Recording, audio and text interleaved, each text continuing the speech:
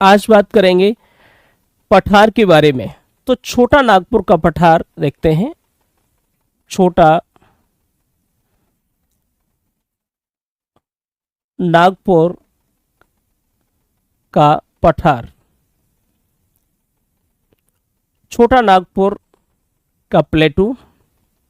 इसे नाम तो इसका छोटा नागपुर है, यानी छोटा छोटा शब्द लगा हुआ है, लेकिन इसके काम बहुत बड़े बड़े हैं। इसको किस किस नाम से जानते हैं अभी चर्चा करेंगे। और ये बहुत ही महत्वपूर्ण भूमिका अदा करता है, बहुत मायने रखता है ये पठार। तो देखिए छोटा नागपुर का पठार। छोटा नागपुर का पठार एक तो देखिए इसका जो विस्तार है, छोटा नागपुर के पठार का जो विस्तार है, विस्तार वो कहाँ पर है? कई राज्यों में इसका विस्तार है। छत्तीसगढ़ में इसका विस्तार है, छत्तीसगढ़, झारखंड में है, झारखंड, छत्तीसगढ़, झारखंड, उड़ीसा, उड़ीसा। अब तो उड़ीसा इस तरीके से नहीं लिख करके इस तरीके से लिखा जाता है, ओडिशा, ओडिशा। और पश्चिम बंगाल, पश्चिम बंगाल, बंगाल में इसका विस्तार है, बंगाल में। ठीक है, तो इसका विस्तार कहां पर है? छत्तीसगढ़, झारखंड, उड़ीसा, पश्चिम बंगाल में इसका विस्तार है। और देखिए उसके अलावा इसमें कुछ और भी चीजें हैं। देखिए इसका जो अन्य नाम है वो समझ लेते हैं एक बार। इसका अन्य नाम क्या है? इसे भारत का रूर प्रदेश भी कहते हैं। क्या बोलते हैं? भारत का रूर प्रदेश के नाम से भी इसे जानते हैं। भारत का रूर प्रदेश, रूर प्रदेश। अन्य नाम इसका क्या है? छोटा नागपुर के पठार का भारत का रूर प्रदेश। ये भारत का रूर प्रदेश क्यों इसे कहते हैं? देखिए रूर शहर है, रूर एक क्या है? एक शहर है। रूर क्या है? जर्मनी का एक रूर शहर है। जर्मनी का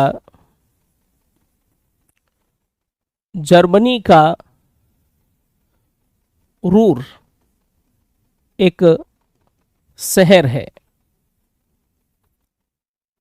जर्मनी का जो रूर है वो क्या है? एक शहर है। और यहाँ पर इस रूर में यहाँ पर क्या क्या देखने के लिए मिलता है? यहाँ इस रूर में, जर्मनी के इस रूर शहर में क्या क्या देखने के लिए मिलता है? लौ अयस्क, लौ अयस्क,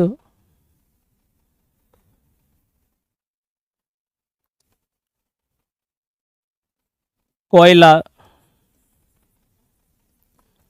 कोयला, खनिज, खनिज। यहाँ पर सर्वाधिक मात्रा में भंडार है। ठीक है, किसका? लौह अयस्क, कोयला, खनिज का यहाँ पर सर्वाधिक भंडार है। तो यहाँ पर बात को समझिए। प्रायद्वीपीय पठार के बारे में हम चर्चा कर रहे थे पिछली क्लास में, उसी को हम आगे बढ़ा रहे हैं। छोटा नागपुर के पठार के बारे में बात कर रहे हैं। ठीक है, तो इसका विस्तार कहाँ पर है? छत्तीसगढ़ में है, झारखंड में है, उड़ीसा में है, पश्चिम बंगाल में है। लेकिन इसको एक अन्य नाम से भी जानते हैं, भारत का रूर प्रदेश। लेकिन अगर यहाँ पर देखा जाए कि सबसे ज्यादा विस्तार कहाँ पर है, सबसे ज्यादा विस्तार यानी सर्वाधिक विस्तार, सर्वाधिक विस्तार वो झारखंड में है। कहां पर है? झारखंड में है। ठीक है, सर्वाधिक विस्तार झारखंड में है। और अन्य नाम भारत का रूर प्रदेश भी कहते हैं। किसको? छोटा नागपुर के पठार को।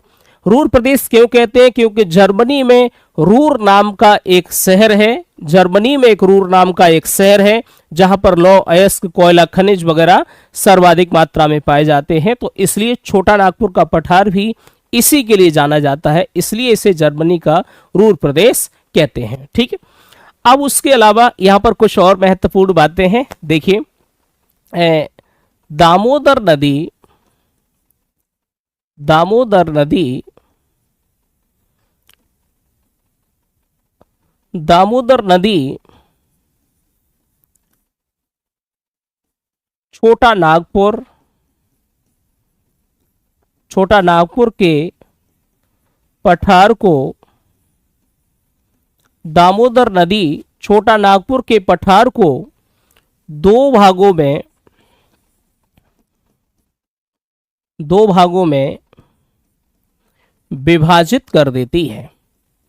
दामोदर नदी छोटा नागपुर के पठार को दो भागों में विभाजित कर देती है। दो भागों में विभाजित कर देती है, इसका तात्पर्य इसी बात को हम ऐसे भी कह सकते हैं कि दामोदर नदी छोटा नागपुर के पठार के बीचों बीच से जाती है, यानी गुजरती है। ठीक है, तो एक बार हम इसका चित्र ही बना ले रहे हैं छोटा नागपुर के पठार का। जैसे मान के चलिए ये इस तरीके से यहाँ पर ये छोटा नागपुर का ये पठार है। ठीक है, ये छोटा नागपुर का पठार है और इस तरीके से यहाँ पर बीच में से एक नदी ये बहती हुई जा रही है। ठीक है, इस तरीके से यहाँ से एक नदी ये बहती हुई जा रही है। ये है आपकी दामोदर नदी। कौन सी नदी है? दामोदर नदी। ये छोटा नागपुर का पठार है, इसे दो भागों में डिवाइड कर दिया। कौन सी नदी ने? कौन सी नदी है ये? छोटा नागपुर के पठार को दो भागों में डिवाइड कर दिया दामोदर नदी ने। ठीक है, दामोदर नदी ने। चलिए अब बड़े ध्यान से चीज़ों को समझिए, थोड़ा समझते हैं। जब ये दो भागों में डिवाइड कर दिया तो आपने एक बात सुनी होगी, रांची का पठार आपने सुना होगा, हजारीबाग का पठार आपने सुना होगा। तो ये छोटा नागपुर का जो पठार है ये दो भागों में बढ़ जाता है, एक ये ऊपर का हिस्सा और ये नीचे का हिस्सा। समझ पा रहे हैं? और ये जो ऊपर का हिस्सा है इसी को हम बोलेंगे, इसको हजारीबाग का पठार, इस हिस्से को, इसके। ठीक है, क्या बोलेंगे? हजारीबाग का पठार। क्या बोलेंगे? हजारीबाग का पठार इसे बोलेंगे। ठीक है, और जो निचला हिस्सा है ये वाला, इसे रांची का पठार बोलेंगे। रांची का पठार, जी हाँ, रांची का पठार इसे बोलेंगे। ठीक है, तो बात को आप समझ पा रहे होंगे। ये ऊपर का हिस्सा है हजारीबाग का पठार है और ये नीचे का हिस्सा है ये रांची का पठार है, और दामोदर नदी इसे दो भागों में विभाजित कर रही है, यानी इसके बीचों बीच से गुजर रही है। ठीक है, तो बड़े ध्यान से एक और अगला पॉइंट लिखते हैं, देखिए। ठीक है, तो यहाँ पर एक चोटी और है, यहाँ बड़े ध्यान से समझिए। यहाँ पर एक चोटी है, यहाँ एक चोटी है, इसका नाम है पारसनाथ। क्या नाम है इसका? पारसनाथ। क्या है? पारसनाथ। इसका नाम क्या है? पारसनाथ।